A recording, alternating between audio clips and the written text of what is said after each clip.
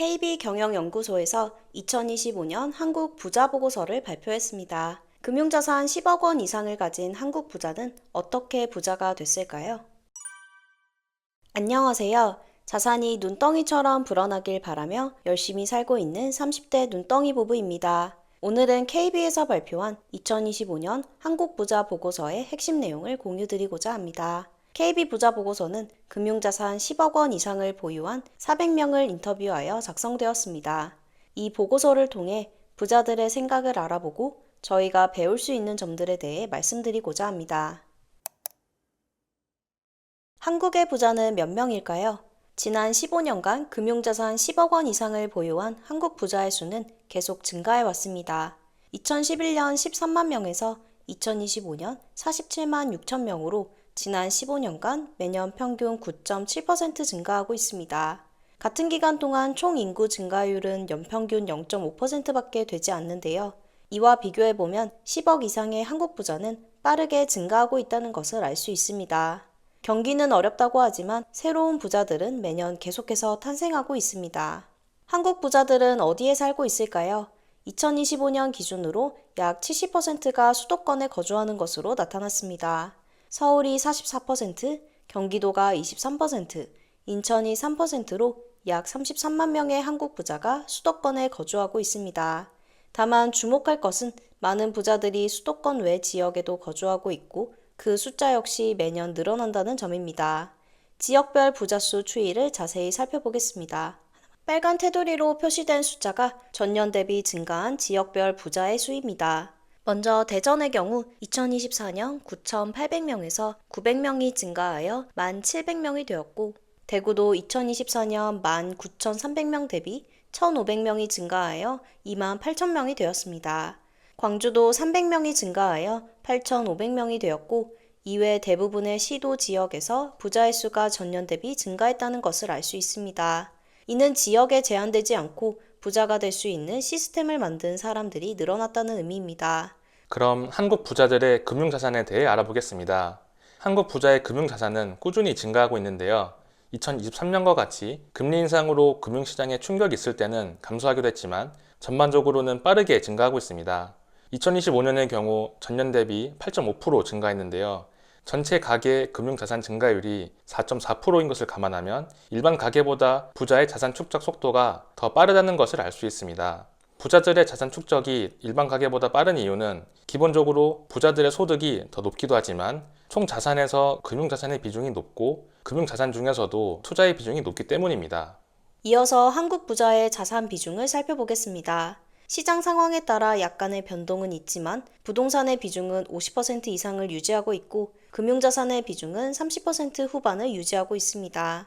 세부자산 유형별 포트폴리오를 살펴보면 부동산의 경우 거주용 주택이 31%로 가장 높고 거주용 외 주택이 10.4%, 빌딩 상가 8.7% 등입니다. 금융자산의 경우 현금과 같은 유동성 금융자산이 12%, 예적금 9.7%, 주식 7.9% 순이었습니다.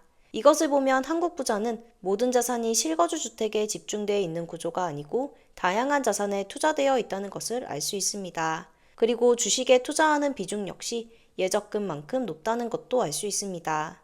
한국 부자가 생각하는 부자의 기준은 어떻게 될까요? 이번 보고서에 따르면 한국 부자들은 부자의 자산 기준을 100억 원으로 보고 있습니다. 최소 100억 원 정도의 순자산이 있으면 부자라고 생각하는 것입니다. 그런데 스스로를 부자라고 생각하는지, 즉 부자 자각도를 물어보면 연도별 분위기는 조금씩 달라집니다. 나는 부자라고 생각합니까?를 물었을 때 2024년에는 52.8%가 네, 저는 부자라고 생각합니다. 라고 답했습니다. 그런데 2025년은 34.3%만 그렇다고 답을 하고 65.8%는 스스로를 부자가 아니라고 답했습니다. 자산 금액별 부자 자각도를 살펴보면 총 자산이 50억 미만인 사람보다 50억에서 100억 미만, 그리고 100억 이상을 가진 사람들이 스스로를 부자라고 생각한다고 응답한 비율이 높았습니다. 다만 여기서도 2025년에는 스스로를 부자라고 생각하는 사람들이 전년 대비 크게 감소한 것으로 나옵니다. 이는 서울 핵심지 집값의 상승 등 자산 양극화 현상도 영향이 있었을 것으로 보고 있습니다. 그럼 한국 부자들은 어떻게 부자가 되었을까요?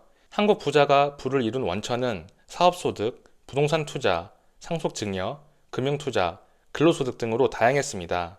2011년 부를 이룬 원천의 1위는 부동산 투자 이익이었지만 시간이 갈수록 점차 비중이 감소하고 있습니다. 반면 사업소득, 근로소득, 금융투자 이익으로 불려 늘린 경우는 증가했습니다. 꾸준히 제일 높은 것이 사업소득인 것을 보면 결국 부자가 되기 위해서는 사업을 하는 게 가장 좋은 것 같습니다. 다만 최근 6, 7년간의 추이를 보면 금융투자로 부자가 됐다고 응답한 비중도 꾸준히 증가하고 있습니다. 2019년에는 4.3%만이 금융투자로 부를 이루었다고 답을 했지만 2025년에는 16.8%로 늘어났습니다. 결국 부자가 되기 위해서는 사업을 하거나 투자를 해야 한다는 의미입니다. 그럼 부자들의 투자 성과는 어떠했는지 살펴보겠습니다. 지난 1년간 금융투자 성과는 어떠셨나요? 라는 질문에 한국 부자의 34.9%가 수익을 경험했다고 답했습니다. 이는 손실을 경험했다는 응답률 9.4%보다 3.7배 높은 수치였습니다. 그리고 금융자산 중에서 주식 투자의 성과에 대해 물었을 때 수익을 냈다고 응답한 비율이 40%로 전년 32.5% 대비 8%포인트 증가했습니다. 2025년은 미국 주식과 국내 주식 전반적으로 많이 오르면서 이러한 답변이 늘어난 것으로 보고 있습니다. 이어서 한국 부자의 자산관리 관심사를 살펴보겠습니다. 트렌드를 보면 과거에는 부동산 투자의 관심도가 가장 높았지만 점차 그 비중이 줄어들고 있습니다. 반면 금융투자와 금, 예술품 등과 같은 실물투자, 리밸런싱, 자산관리 상담에 대한 관심사는 높아지고 있습니다. 부자들의 관심이 부동산뿐 아니라 다른 자산으로도 옮겨가고 있다는 것을 의미합니다.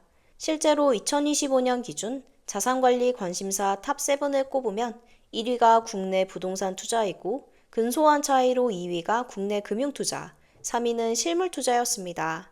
이러한 트렌드는 몇 가지 이유가 있는데 부동산에 대한 규제가 강화되면서 다른 자산에 대한 관심이 높아진 측면이 있고 주식시장의 호황으로 금융투자 역시 관심이 늘어난 것으로 보입니다. 그리고 금값이 많이 오르면서 실물 자산에 대한 관심도도 높아진 것으로 보입니다. 그럼 한국 부자가 수익을 예상하는 단기 투자처는 무엇일까요? 크게는 금융, 부동산, 기타로 구분했는데요. 2025년의 경우 부동산의 비중이 줄고 금융의 비중이 늘어났습니다. 특히 주식에 대한 관심이 높아졌는데요. 세부 투자처별로 살펴보면 전년 대비 분위기 변화를 알 수 있습니다. 한국 부자는 단기와 중장기 투자에서 고수익이 예상되는 유망 투자처로 모두 주식을 꼽았습니다. 단기 전망으로는 55%가 주식을 꼽았는데요. 전년 35.5% 대비 크게 증가한 수치입니다. 그리고 금, 보석과 거주용 주택, 암호화폐와 같은 가상자산에 대한 기대감도 높아졌습니다. 반면 거주용 외 주택이라든지 빌딩, 상가에 대한 기대감은 하락했습니다. 이러한 응답은 실제 주식시장과 부동산 시장의 흐름을 반영하고 있습니다. 부동산의 경우 현재 거주하고 있는 핵심지 아파트의 가격은 상승하겠지만 핵심지가 아닌 지역의 아파트와 상업용 부동산에 대해서는 투자 심리가 하락한 것입니다. 대신 주식시장과 금으로 투자 심리가 옮겨가고 있는 것으로 보입니다. 한국 부자가 꼽은 성공적인 자산관리를 위해 필요한 지혜는 무엇일까요? 1위는 바로 지속적으로 금융지식을 습득하는 것이었습니다. 부자들은 부의 축적을 위해서 꾸준히 투자에 관심을 가지고 배워가는 게 중요하다고 본 것입니다. 그리고 자산이 많을수록 이러한 노력에 대해 더 높은 점수를 주었습니다. 2위로는 위험 관리를 위한 분산 투자였고 3위는 시장을 보는 안목과 통찰력 구비였습니다. 이외에도 꾸준히 저축하고 투자하는 습관과 명확한 투자 원칙과 기준 설정, 시장 변동성 인식과 대응 능력 구축, 위기 상황을 자산 축적의 기회로 삼는 안목, 일관된 투자 태도 유지 등이 있었습니다. 순위를 떠나 이러한 지혜들은 우리가 자산을 불려가는 과정에서 모두 필요한 게 아닐까 싶습니다. 마지막으로 보고서에 한국 부자가 미래의 부자에게 당부하고 싶은 말도 있었는데요. 그들의 조언은 바로 인품, 건강, 가족관계, 인간관계에 대한 당부였습니다. 충분한 자산을 모으고 경제적인 여유를 얻더라도 그 과정에서 인생의 중요한 가치들을 잃어서는 안 된다는 것이었습니다. 그래서 부자가 되는 게 목표라고 해서 앞만 보고 달리기보다는 나 자신과 주변을 돌아보는 게 중요한 것 같습니다. 그럼 KB 한국 부자 보고서의 핵심 인사이트를 요약해 보겠습니다. 첫째, 부자의 수는 매년 증가하고 있습니다. 즉, 부자가 될 기회는 언제 어디서나 꾸준히 있습니다. 둘째, 부자가 되려면 사업을 하거나 투자를 해야 합니다. 사업을 하기 힘든 직장인들은 근로소득으로 꾸준히 투자를 해야 합니다. 셋째, 부자들은 부동산뿐 아니라 주식, 금, 암호화폐 등 금융자산에 대해서도 좋게 보고 있습니다. 계속 관심을 가지고 위기 속에서도 기회를 잡아야 합니다. 넷째, 성공적인 자산 관리를 위해서는 지속적인 금융 지식 습득이 중요합니다. 끊임없이 공부하고 배워가야 합니다. 다섯째, 인생에서 돈도 중요하지만 가족, 건강, 인품, 인간관계 없이는 돈은 무의미합니다. 이렇게 정리해 볼 수 있겠습니다.